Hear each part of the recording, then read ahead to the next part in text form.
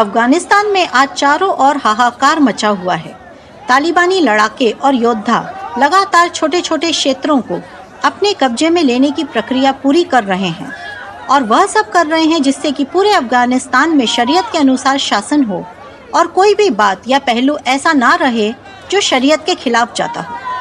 अफगानिस्तान की सड़कों पर अपने परिवारों को लेकर इधर से उधर भागते हुए गाड़ियों की लंबी लंबी कतारें और कई किलोमीटर के जाम, वो भी सिर्फ काबुल शहर में।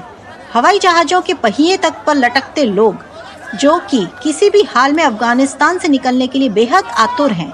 ऐसे कई दृश्य आपको लगातार आपके टीवी चैनल दिखा रहे हैं।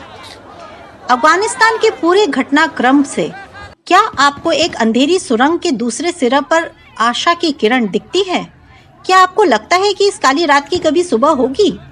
क्या आपके दिमाग में कभी यह बात नहीं आती कि गाजा पट्टी में एक या दो लोगों के मरने या घायल होने पर ही पूरी दुनिया हाय तौबा करने लगती है? और आज अफगानिस्तान में हाहाकार है। लोग मर रहे हैं, लोग भाग रहे हैं, लोग दहशत में हैं और कई माँओं ने अपने बच्चे तो कई बच्चों ने अपनी माँ को खो दिया है इस लड़ाई में, जो कि लड़ाई जैसी दिख भी नहीं रही है। दुनिया के शांति दूतों की तारीफ करने वाले कह रहे हैं कि तालिबान ने बिना एक गोली चलाए अफगानिस्तान पर कब्जा कर लिया और यह सीखने वाली बात है, ऐसा उनका कहना है। अब अगर भारत में इस तरह की कोई बात करता है तो हम सब कुछ समझना चाहिए कि उनका इशारा किस तरफ है। गौर कीजिए, जिस समय काबुल में अफरा तफरी मच गई थी, तालिबानी किशोर लड़ाके मोटरसाइकिल और स्कूटर पर सवार होकर काबुल में दाखिल हो रहे थे। वहां का पुलिस बल तालिबानी किशोरों के हाथ अपने हथियार सौंप रहा था। राष्ट्रपति भवन पर कब्जा किया जा रहा था। राष्ट्रपति अशरफ गनी, उपराष्ट्रपति साहेल अपने करीबियों के साथ वेश बदलकर छिपकर एक अनजान फ्लाइट से देश छोड़ रहे थे। उस समय एयर इंडिया की एक सामान्य कमर्शियल फ्लाइट काबुल एयरपोर्ट की वायु सीमा में एयरपोर्ट पर उतरने के लिए 1 घंटे से चक्कर लगा रही थी। याद रखिए, एक सिविलियन फ्लाइट जो कि इस तरह की परिस्थितियों से निपटने के लिए नहीं होती है, ना ही उसका स्टाफ किसी तरह की कोई युद्ध की ट्रेनिंग लिए होता है। जब वह प्लेन अफगानिस्तान के ऊपर उतरने के लिए चक्कर लगा रहा था, उसी समय भारतीय सीमा में वायुसेना के C-17 ग्लोब मास्टर का फ्लीट सॉफ्ट स्टार्ट अवस्था में तैयार खड़ा था।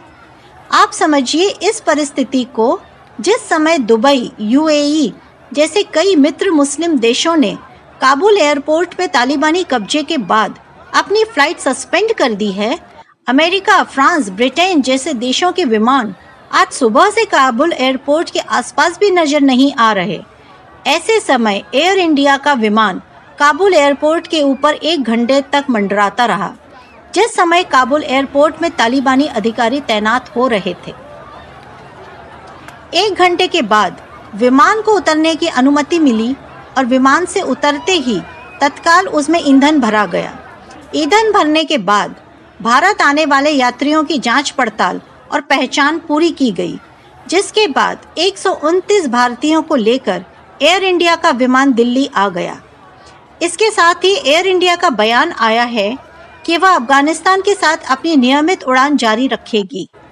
भारत आज पहला और एकमात्र देश है जो अपने देशवासियों को लेकर अफगान से सबसे पहले बाहर निकला है। चुनौतियों से जूझने और अपने लिए निर्णायक रास्ता निकाल लेने का जो साहस विश्व की महाशक्ति समर्थित गुट द्वारा दी गई 20 साल की ट्रेनिंग और $83 बिलियन के खर्च के बाद भी अफगानी सेना, पुलिस या वहां के राजनीतिज्ञों में नहीं आ पाया, वह साहस हिंदुस्तान के सामान्य कमर्शियल पायलट और विमान कर्मचारियों में था। उनमें जोश था और मिशन को पूरा करने का जुनून भी। तालिबान को यह मालूम भी है कि उसे नए भारत के साथ कैसे पेश आना है। नए भारत की असर्टिव डिप्लोमेसी के चलते नए भारत के जोशीले योद्धाओं की पंक्ति में आ खड़े हुए इन सदस्यों का स्वागत करिए, उनका जोश बढ़ाइए और फिर कहिए कि मोदी है तो मुमकिन है।